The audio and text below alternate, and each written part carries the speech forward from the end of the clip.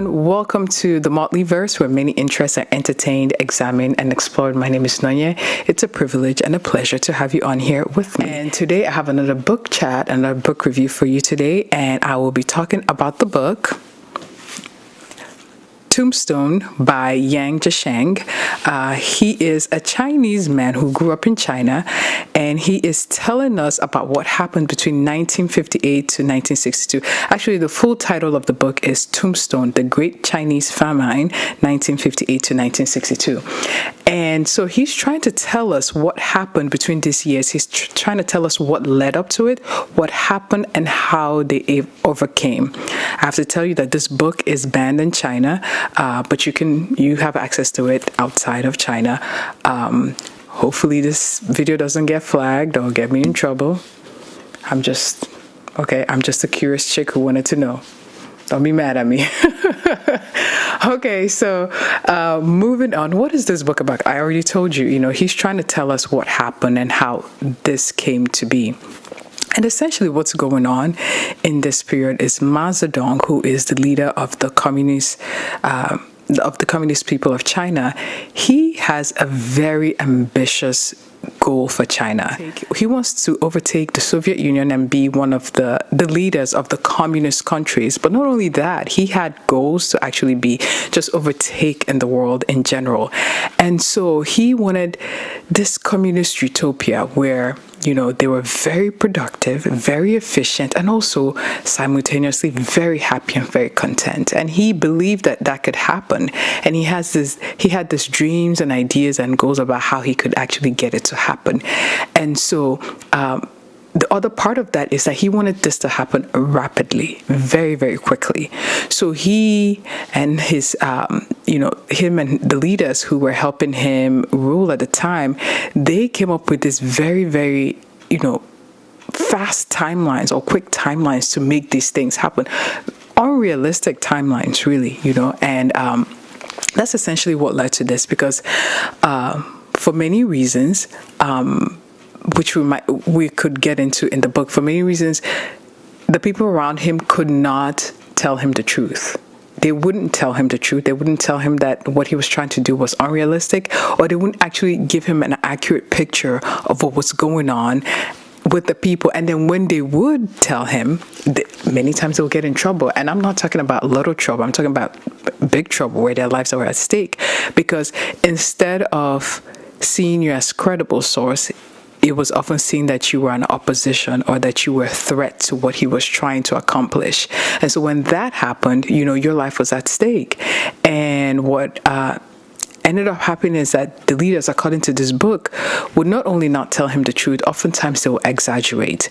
Like if he said, for example, that he wanted this particular village to produce, 1 million tons of corn in the next 1 year, if it wasn't possible, if that was not possible, not only would they tell him that we're not going to be able to do this, but they would tell him we could do 5 million in 6 months, something unrealistic. And when they would make those projections, that village and the people there would be held to that, and they would be expected to extract that or to give up that amount of corn. And that's essentially how this whole famine happened, because when they would go there, they would go through some very, very almost draconian measures to take out every single morsel of food from the people to meet these quotas that they had promised, or the leaders had promised that they could make, which they weren't even able to meet in the first place. They weren't even able to meet a fraction of that in the first place.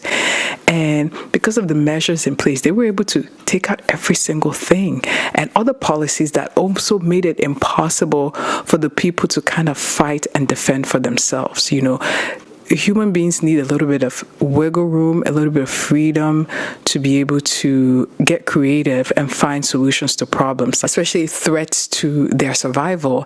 And the policies in place kind of made it a little bit difficult for them to be able to have that freedom, that wiggle room, and so that's essentially how this came to be.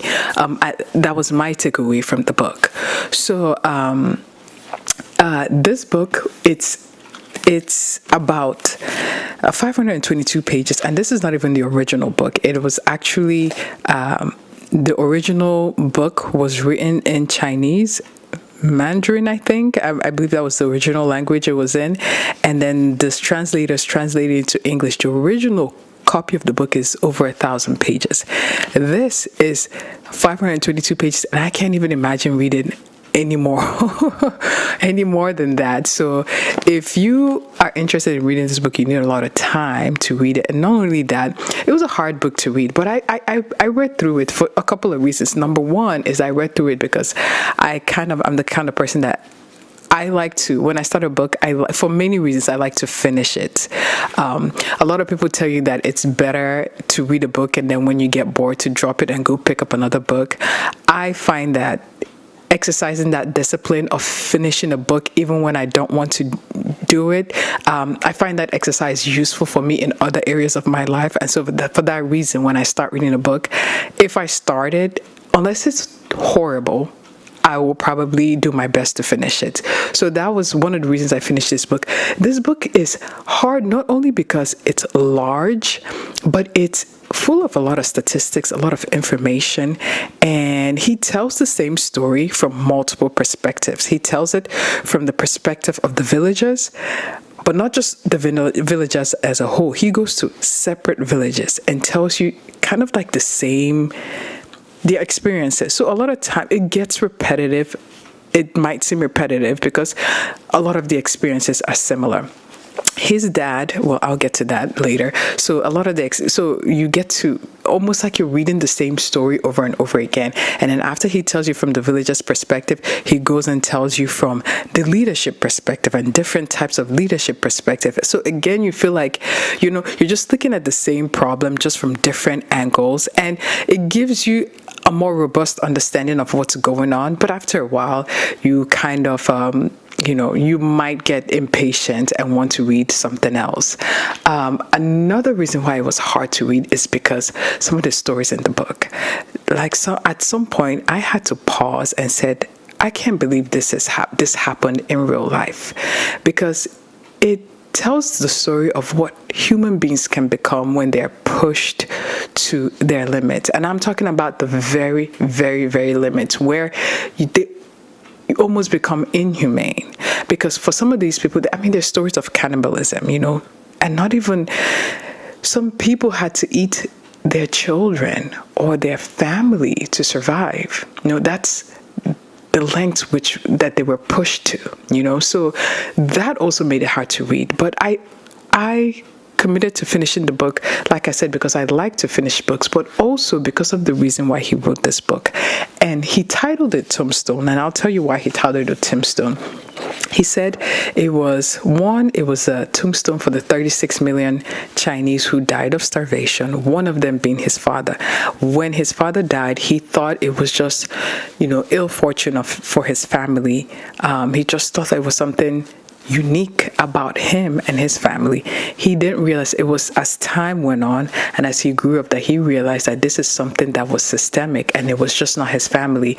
And as he grew and learned, his eyes became a little bit more open to what was going on, and that's partly what inspired him to go on this journey. I believe he says that it was during the Cultural Revolution, which is another significant time in Chinese history, that he really came around to looking at things differently and questioning the things that he had been taught growing up, the things that had been taught to him within the party. Again, he erected he wrote the book for the people who died. He wrote the book Tombstone. He said he titled Tombstone for the system that brought about the Great Famine. So from that, I take it that he means like the policies and the cultural milieu that brought that about. And he made a point that even though this book is banned in China, of course, when he published it, it wasn't banned immediately, I think, but it's banned now, and it highlights one of the reasons why he actually named it Tombstone, and what he talks about, which is that, a government that is kind of totalitarian has the tendency to try to repress information, especially informations about where they may not have done things the right way. And he says, this is a quote from the book, he says, "For that reason, the Chinese are prone to the historical amnesia imposed by those in power." I've read another book that I may talk about in this book that says that China has had time, many times in history, where it has been the most powerful, the richest, the most influential country in the world throughout history, throughout the centuries. But they go through this waxing and waning where sometimes they're at top and they kind of, fall back. And I guess that's natural with everything. Everything that goes up at some point goes down and you go up again. He's putting this information out there because, as they say, when you know better, you do better. So this is kind of information for everyone in the world, but particularly his people, to kind of know how this came about so they can prevent it from happening in the future. He wrote it as a tombstone for himself as well, I guess, for his own memory, for his own life, something that represents him. And so, yeah, he titled it Tombstone for himself as well.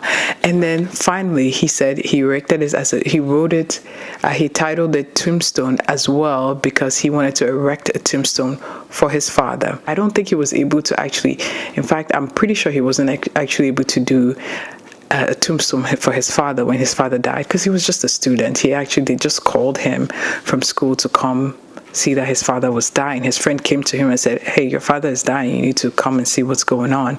And he describes coming into the village and seeing like tree barks have been bitten into people who had been eating the barks of trees. Like there was nothing living anything that could have been eaten for survival was gone, So he wasn't able to erect a proper tombstone for his father. So this serves as that. And he said, I erected tombstone for my father in my heart. And this book is made up of the words I carved into that tombstone. Even after I leave this life, these heartfelt words will remain behind in libraries throughout the world. And so that really, really touched my heart. If you know me, I had a very good relationship with my father. So anytime somebody, does anything that reminds me of the bond that I have with my father, that pulls on my heartstrings. So because this book was for his father, even when I got bored of it and didn't want to read it anymore, I said I'm gonna push through for him and his dad because I thought that's really special to me. So yeah, that's why I finished the book. So like I said, it's a little bit of a hard read, It's dense with information and statistics. It's a bit repetitive, and it has a lot of gory images, a lot of gory stories. You have to, sometimes, sometimes I didn't even believe it's hard to believe that these are things that actually happened. But I think it's important to read and know about these things, to know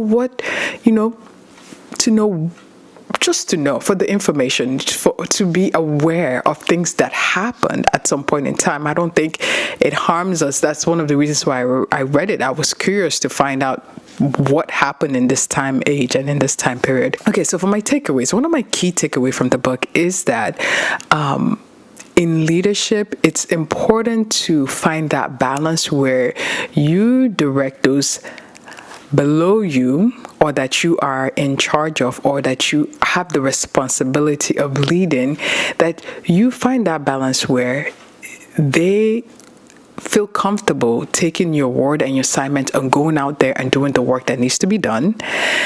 But at the same time that you are teachable and humble enough for them to come back and give you feedback, and you listen and do an accurate analysis of the feedback that they're giving you and make decisions and react in time, or at least if not in time, but don't take too much time to adjust to the circumstances at hand. If Mao Zedong had more credible information, or if he had more information of what was actually going on and he believed what people were telling him, I definitely don't think it would have lasted as long as it lasted, the 4 years that it lasted, and so many lives wouldn't have been lost. So I take that as it reminds me sometimes of when I was in corporate management, and how sometimes the people who are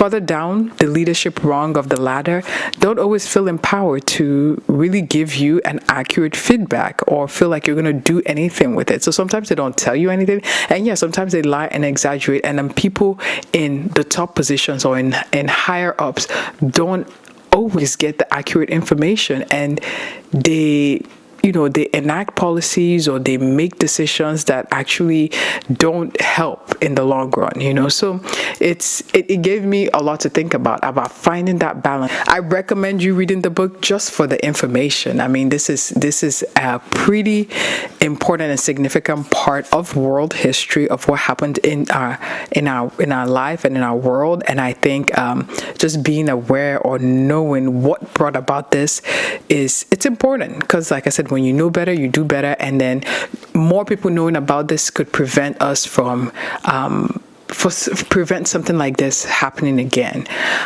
That's it. I hope you enjoyed our little book chat, our little book review. Be sure to like, comment, and subscribe. Tell me about the book you're reading. If you have read this book, tell me what you think about it. And if you have any thoughts on what I said or any corrections, please tell me about it in the comment section. Until next time, adios.